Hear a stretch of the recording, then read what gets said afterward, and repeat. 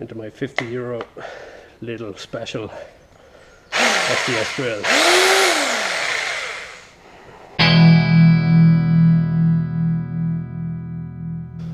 Alright, welcome back to the shed. Today I'm going to look at the Almax Immobiliser chains. They came a couple of weeks ago and I've been using them for a couple of weeks. So we've got the Almax Immobiliser 4, they're the red one, and the Immobiliser 3, the blue one. So this is a 2.5 metre chain. You know how long 2.5 metres is, I don't need to run through that with you. These chains are enormous, just in terms of the size of the links and how that is. To give you an idea, like that's one of the 4's links in my hand. It's, 5 inches long, each of them. And the 3, the links aren't much shorter than that. It's just that the difference between the 3 and the 4 is the 4 has thicker thickness of steel used in the links. I had planned to get the 4 and the 3 and the 4 stays at home with whatever bike isn't out. Turns out that's probably not a bad plan. The 4 is enormous. I don't think the 4 is coming with you anyway, unless you have a serious top box that's really attached on. I would imagine that some of the flimsy little top boxes you see going around would probably not hold it. It would flap around and there's a lot of weight in it. I'll weigh it later on and I'll see how much it weighs.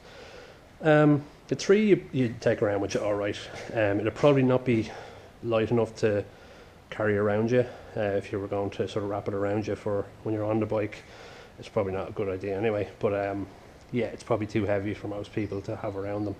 But it's manageable in terms of weight, and it's good and solid.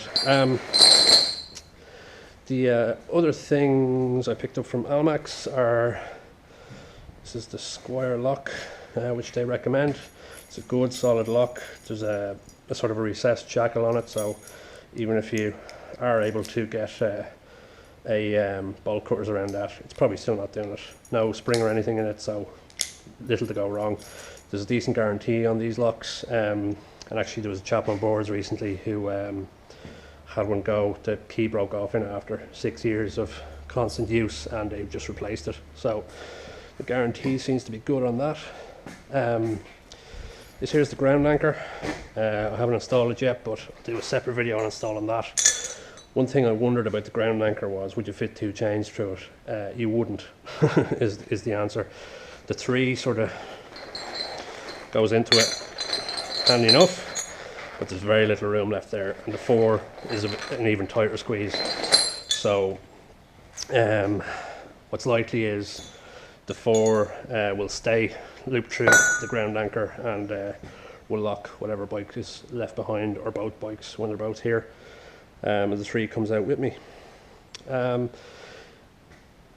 If you're in Ireland, you should give Almax a ring. I don't think you can order online if you're from Ireland, but the good thing is, and I had a good long chat with Alex over in Almax, is he'll do you a solid on shipping if you're going to get a couple of things off them.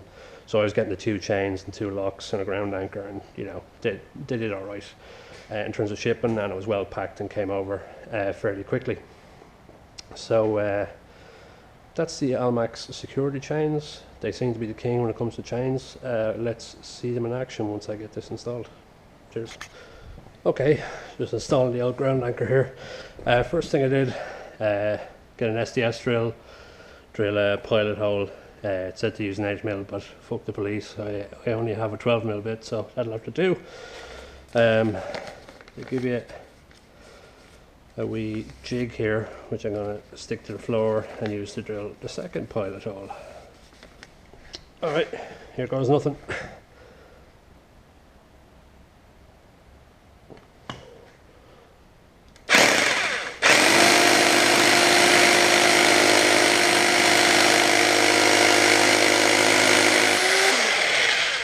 Now you want it 90mm deep, so let's give it a little probing there. No. Right, there's my 2 holes. Now, to fit a proper bit,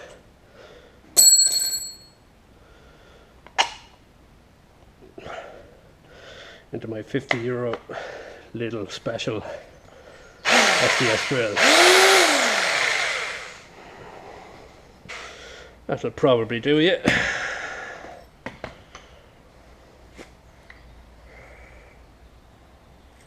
Yeah. Now.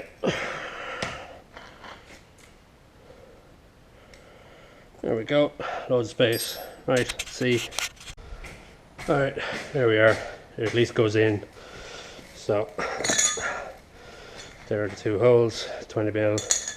Gonna mix up a bit of muck and do this now. Right, next bit is gloves time. Because these chemicals here are some bad shit. So, essentially this is two chemicals that you're mixing together and dropping down the hole.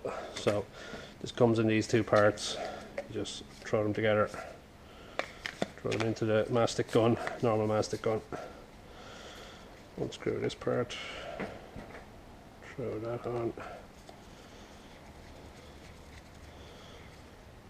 and throw this on. This is a funny mastic gun I got in Lidl, so we'll see how well it works. So according to the instructions, it should be like a bluey grey colour, the gick when it comes out. There's the gick coming out. I'm going to fill up both holes with it. There's the other.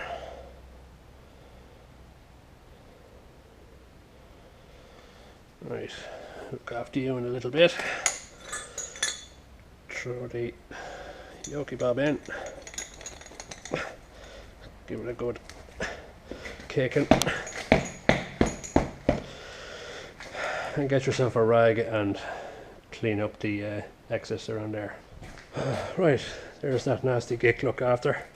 One thing I'll say is look after the stuff, stick it into a plastic bag, bring it to where you can get rid of hazardous chemicals. Of course it's irritant and oxidizing, and my experience with chemicals is that oxidizing either means anything from it has a funny smell to it goes on fire on its own. So always assume the worst, but that's it in there. Gonna leave it a little while, see what the story is.